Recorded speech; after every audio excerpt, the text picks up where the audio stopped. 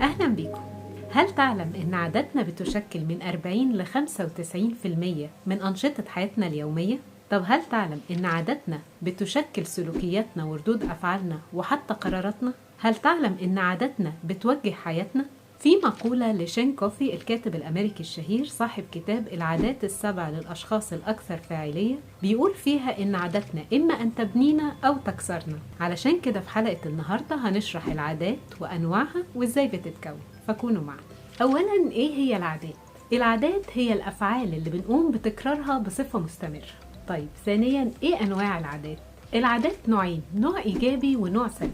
النوع الإيجابي هي الأفعال اللي بنقوم بتكرارها بوعي مننا لهدف معين، وغالبا بيكون تأثيرها إيجابي على حياتنا، زي مثلا ممارسة أنشطة العناية بالشخصية، القراءة، ممارسة الرياضة وغيرها من الأنشطة الأخرى. أما النوع السلبي فهي الأفعال اللي بنقوم بتكرارها دون وعي مننا وبدون إدراك للهدف منها، وغالبا بيكون تأثيرها سلبي على حياتنا، زي مثلا نوبات النهم، التدخين، قطم الضوافر وغيرها من الأنشطة الأخرى. طب إزاي العادات بتتكون؟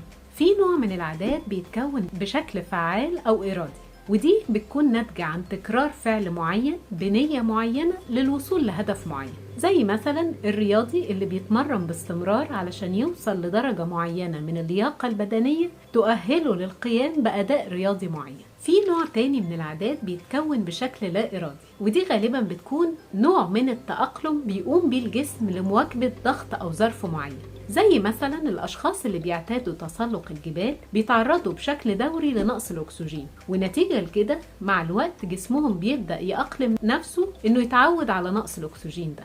طب إزاي العادات بتتكون على المستوى العصبي؟ العادات بتتكون في شكل دورة بيتم تكرارها لحد ما تتسجل في العقل على مستوى عميق من الإدراك، بعدها بيبدأ المخ يكررها دون وعي.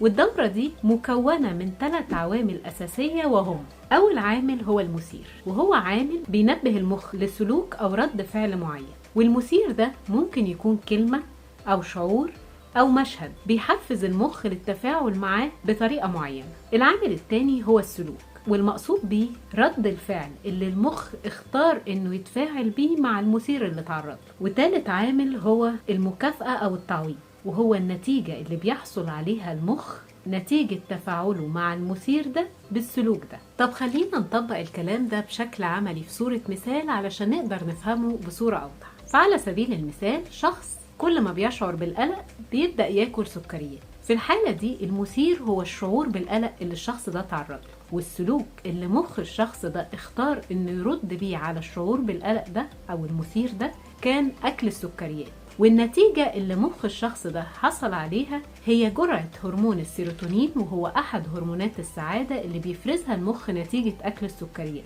علشان كده الشخص ده بيبدأ يشعر بالتحسن، ونتيجة لكده بيبدأ يكرر السلوك ده في كل مرة يتعرض فيها للمثير ده أو الشعور ده علشان يحصل على النتيجة دي. لو عايزين تعرفوا إزاي نبدأ نكسر العادات السلبية اللي في حياتنا ونستبدلها بعادات إيجابية، تابعونا في الحلقة القادمة. ولو محتاج استشارة صحية أو جلسة كوتشنج تساعدك إنك تتخلص من العادات السلبية اللي بتأذي صحتك، تقدر تتواصل معايا عن طريق تطبيق الدكتور. أخيرا، كونوا دائما معافين. أشكركم.